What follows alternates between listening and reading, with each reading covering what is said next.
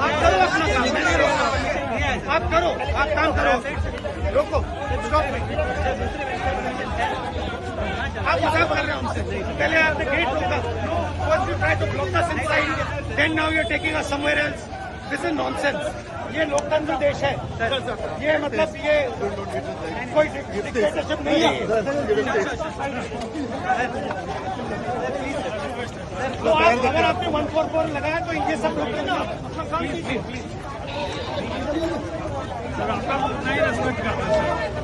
वो तो है, मैं भी आपका बहुत रिस्पेक्ट करता हूँ, मैंने कमिटमेंट दी है, लड़कों की मैं आ रहा हूँ। दरभंगा में राहुल गांधी का काफिला को रोका गया, यानी बिहार पुलिस ने साफ तौर से मना कर दिया एक प्रोटोकॉल को लेकर, जिसको लेकर अब राजनीतिक हलचल तेज हो गई है।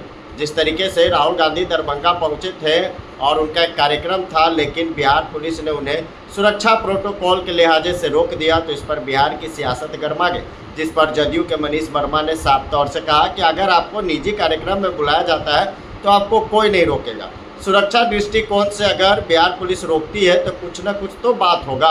और जाहिर सी बात है, जिस तरीके से राहुल गांधी बिहार दौरे पर हैं और दरभंगा पहुंचे थे, जहां उन्हें एक कार्यक्रम में जाने से मना कर दिया गया, जिसके बाद से ही बयानबाजी का दौर शुरू हो गया। मनीष वर्मा क्या कुछ करे जरा वो। कोई पॉलिटिकल पार्टी कार्यक्रम करती है तो एक इंडिपेंडेंट जगह पे करती है।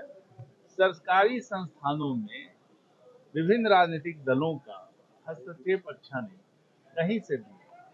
एक सरकारी इंस्टीट्यूशन है, उनके अंदर में जा करके आपको उनके छात्रों से वार्तालाप करनी हो या कुछ भी करना हो, आप अलग कार्यक्रम में कर करके उनको बुला सकते हैं, कोई बात नहीं हो सकती है। एक कोई भी व्यक्ति यदि हम पॉलिटिकल कार्यक्रम करते हैं तो नेचुरली है कि हम लोग अलग हट करके कार्यक्रम कहीं भी मंच बनाते हैं और वहाँ पे बुलाते हैं लोगों को, कहीं हॉल करते हैं, उनसे करते हैं।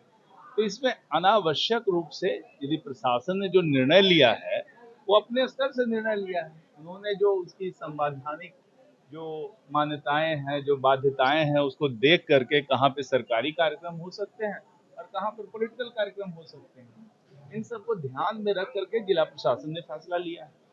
और जिला प्रशासन ने जो भी फैसला लिया होगा वो सब पक्षों को विचार करके किया होगा। और किसी की भी सरकार हो, ये जो मान्यताएं हैं, जो सीमाएं हैं, उनका सम्मान होना चाहिए और उसके अनुसार काम होना चाहिए। मूलतः क्या होता है कि जहाँ पे सरकारी संस्थान होते हैं वहाँ सरकारी कार्यक्रम होते हैं, और अलग जगह पे कोई भी ग्राउंड कहीं भी जा करके ये पॉलिटिकल कार्यक्रम होता है। ये पहले से भी ये परंपरा चली आ रही है, तो इसमें इसको तोड़ने का या इसको कुछ कहने का, राहुल गांधी जी खुद इतने समय से परिपक्व नेता हैं, जानते हैं सब चीज को, सारे उनकी सरकार भी रह चुकी है, कितने सालों से उन्होंने सरकार जो है कांग्रेस की सरकार चली है, इस पे उन्होंने कहा है। तो इस पे इस तरह से जिद करना मुझे लगता है कि बहुत अच्छी बात नहीं। राहुल गांधी आ रहे हैं, आज पटना भी आएंगे और पटना में फूले मूवी भी देखेंगे। भाई फूले मूवी तो कहीं भी देख सकते हैं, पटना में देखने का क्या प्रश्न उठता है। यदि फूले की मान्यताओं से महात्मा फूले जी हैं, वो बहुत बड़े समाज सुधारक रहे हैं, और जितने भी जो उनके समाज सुधारक, आप जानते हैं कि बाबा भीमराव अंबेडकर जी भी फूले जी को बहुत मानते थे, और उनके विचारों से ही चल करके वो आगे बढ़े और ये किया।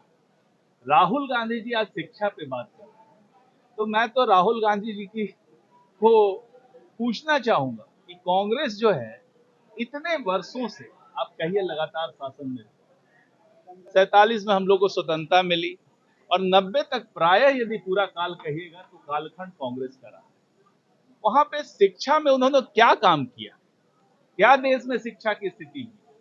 अब हम 90 की बात करें तो हमारे शिक्षा का जो बिहार में जो शिक्षा है उसमें सिर्फ लिटरेसी का यदि हम आंकड़ा कहेंगे तो 50% भी हमारी लिटरेसी नहीं। महिलाओं की लिटरेसी जब हम कहें तो 30% से भी कम महिलाओं की लिटरेसी थी। तब आप 50 साल शासन करते हैं और उसके बाद फिर आप प्रश्न उठाते हैं, इस तरह से प्रश्न उठाते हैं, तो आश्चर्य की बात है कि आप अपने कालखंड में आपने क्या किया।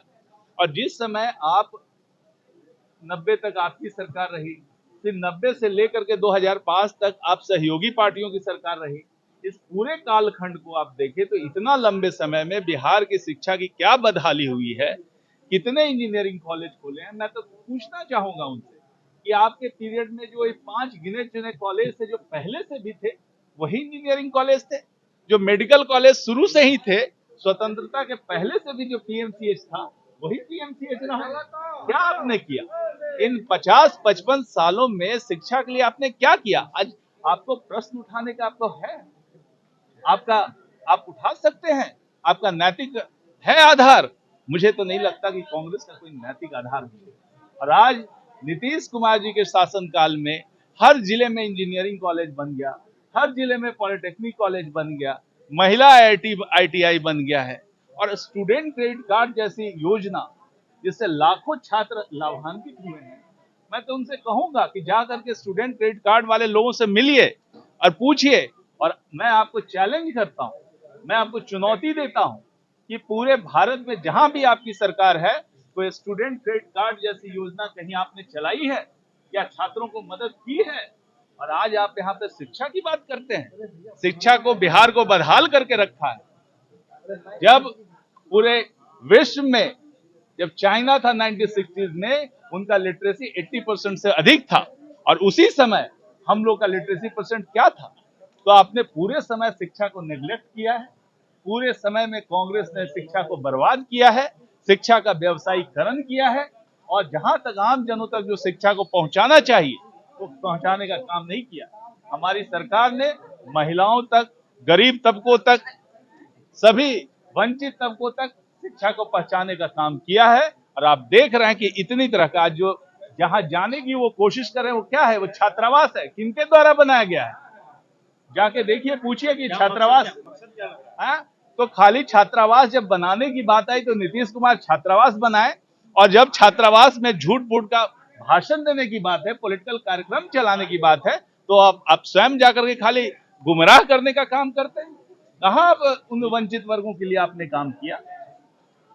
तो इस तरह की बात राहुल गांधी जी कहते हैं। मैं तो कहता हूं कि आप अपने प्रदेशों में जाकर के इस तरह के जो बिहार में काम हुए हैं, इस तरह के काम पहले करवाएं, और तब जाकर के आप शिक्षा पर थोड़ी बहुत बात भी कर सकते हैं। धन्यवाद।